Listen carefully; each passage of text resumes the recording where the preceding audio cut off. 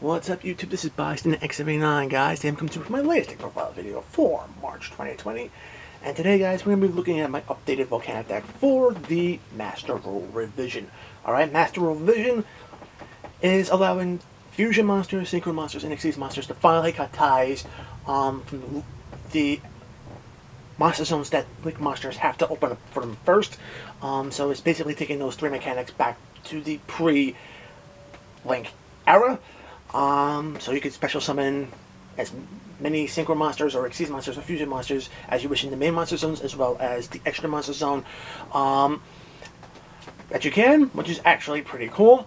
Can't wait to see any particular synchro, Xyz, or fusion spam decks and how they play out during the next few months, to be very honest.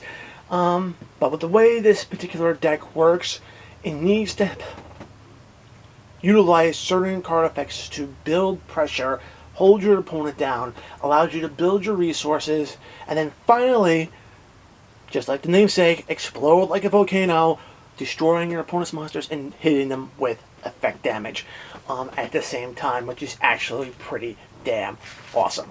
Alright, so that's the plan for the deck. We're going to get right into the profile for you guys. Okay, I'm going to start off with the two copies of the big bad boss monster for this deck, and that's Volcanic Doomfire. Alright, cannot be normal summon. It can only be special summoned by sending a Blaze Accelerator card from the field to the graveyard.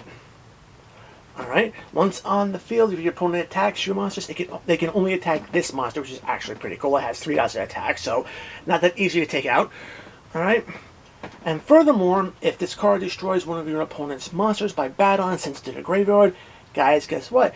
Its effect activates, destroys all your opponent's other monsters, and hits your opponent with 500 points of effect damage for each monster destroyed by that effect.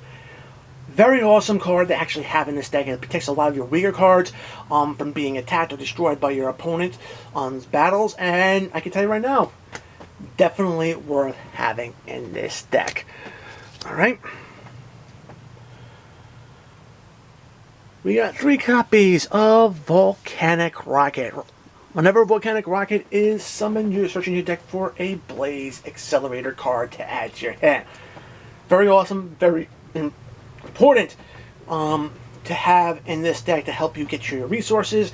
And I can tell you right now, level 4, 1900 attack point body, so it's good for swinging at low monsters, and it also is good to going into your links and rank 4 plays, and I can tell you right now, it does come up a lot to do that.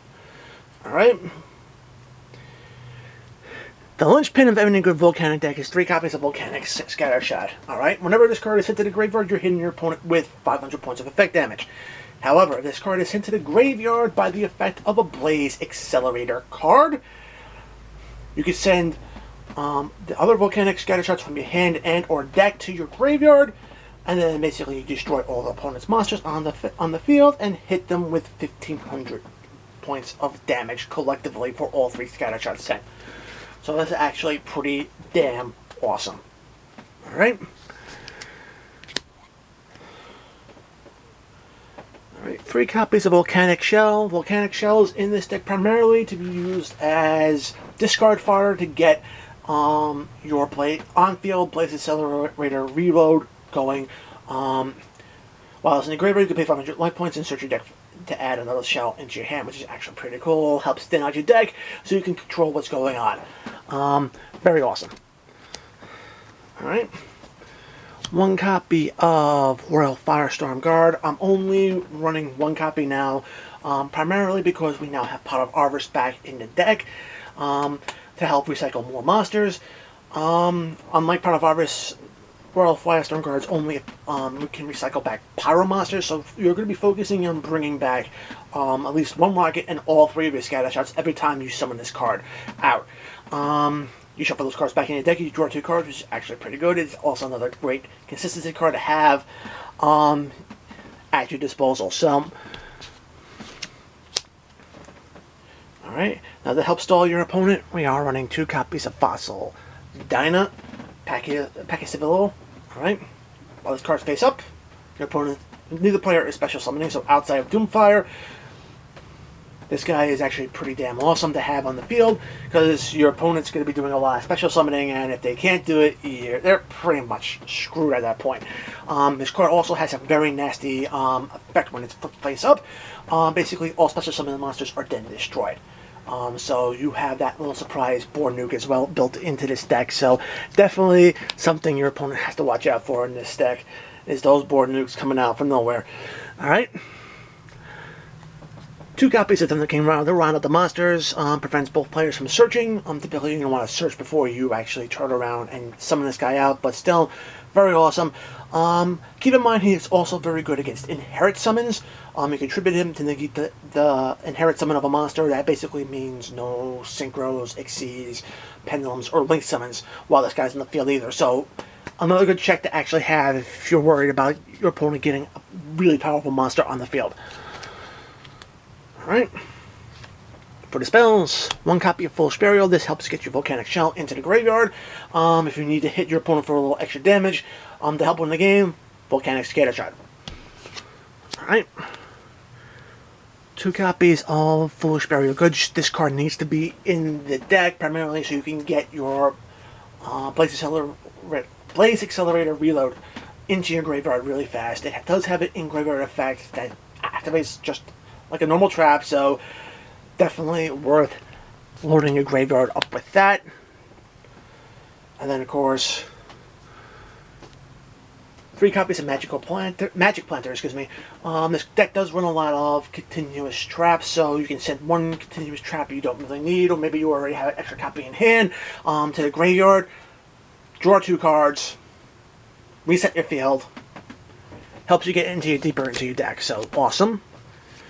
Like I said, with Mortal Fire Sargon's Part of Harvest is in the deck. I can tell you right now, there's a lot of argument, maybe going up to 2, because this is going to be unlimited for the Master Rule revision. The only thing about it is that with Part of Harvest, it's more of a mid to late game card. So if you open with an extra copy of this card in your hand, it's not going to be that very effective until much later in the duel. And I'd much rather not have deck cards in my opening hand, so 1 is more than enough in this deck. To be very honest, you can recycle any monsters back so you can get back your Thunder King Rouse and your Fossil Dynast as well. So the last pot card is 3 copies of Pot of Extravagance. Typically whenever I run a deck with this card in it, the extra deck really isn't used all that often. However, there are no useless cards in the extra deck either, so definitely something to actually be able to use, so you won't be stuck with a bunch of jank extra deck monsters, and in case you have to extend any extra deck, they're there for you, so definitely worth having in your deck anyway. That's it for the spells. On to the traps. We have 2 copies of Anti-Spell Fragrance, and I can tell you right now this card is just so awesome. While this card's face up, your opponent's not gonna have activate spell cards right away. They have to set the spell cards before they can activate them, and that can really throw off a lot of plays and extenders from hand, so definitely something worth having in this deck. Blaze Accelerator Reload. This card is another one of the linchpin cards in this deck. Alright. Awesome on the field because it allows you to chuck any volcanic monsters you don't need from your hand to your graveyard to draw more cards, which is awesome. You can do it once during your turn, once during your opponent's turn, which is great, so it can help dig into your deck really fast. And like I said before, this card does have an in-graveyard effect. Banish it, you send the volcanic monster from your deck to your graveyard, specifically Volcanic Scattershot, and then you basically utilize Scattershot's effect to basically nuke your opponent's monsters. Alright, so effectively, it's kind of like a Torrential Tribute to activate from the graveyard. So, something your opponent has to really keep their eyes on, since there are no cards, to my knowledge, that can actually banish spells and traps out of the graveyard when they're already in there. So,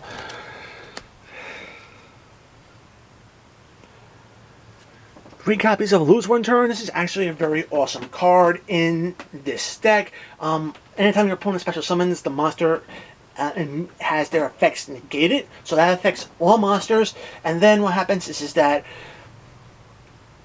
A monster that is special summoned is then shifted into defense position if it can be shifted into defense position. I know that a lot of players are kind of hesitant with like monsters still around since they can't be turned into defense position, but it is two different separate effects, and it negates the effects first and then it shifts them into defense position.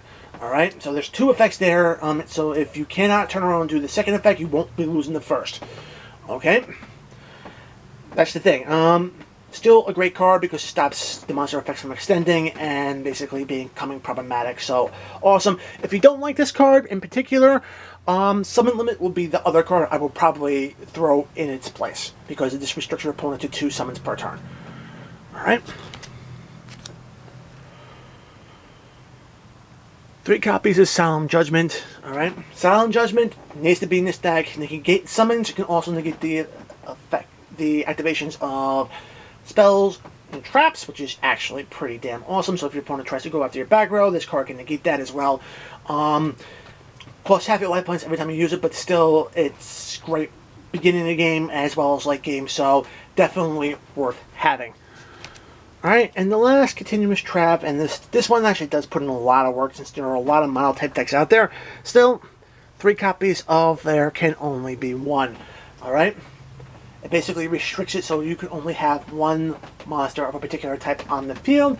But still, with this deck, you can actually work around it with Thunderkin Rhino and Fossil Dyna, as well as possibly extending into the extra deck as well. So definitely, it is worth having in this deck. And just a combination of there can only be 1, lose 1 turn, and even Anti-Spell Fragrance can really set up a board that can be insanely hard for your opponent to deal with.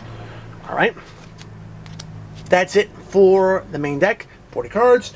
Extra deck, like I said before, with Pot of Extravagance, I tend to build my extra decks to actually be utilized. Just in case you have to extend. So 1 copy of Bestweller, I mean, it shuts down monster effects in the graveyard, which is actually very important. 1 copy of Castell can either get you a compulsory evacuation device effect or flip a monster face down, which is actually pretty cool.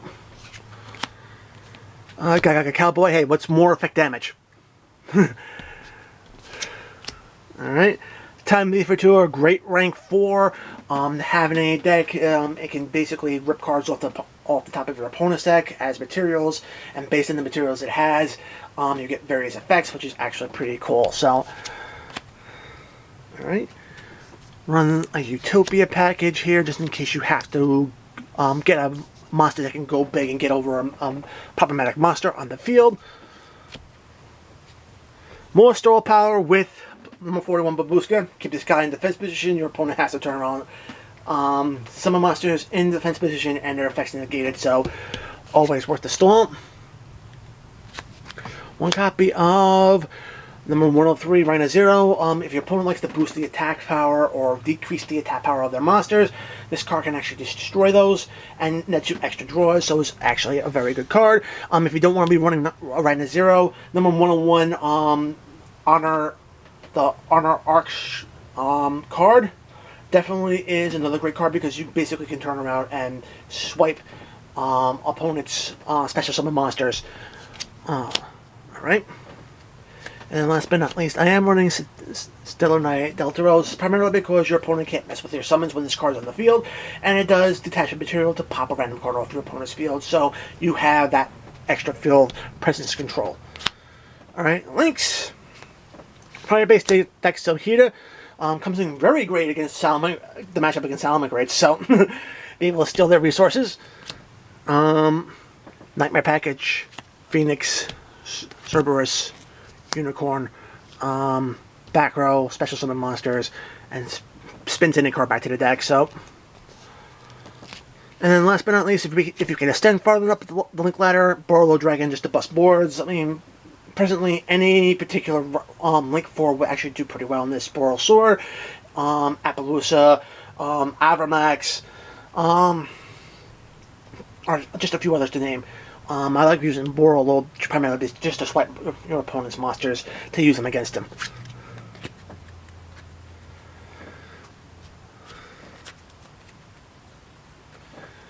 Alright guys, that is it for my Volcanic deck for the March 2020. Guys, I really do hope you enjoy this deck profile. I know I love bringing this deck back and updating it, and personally I really can't wait to see how well it stacks up against the Master Role Revision metagame.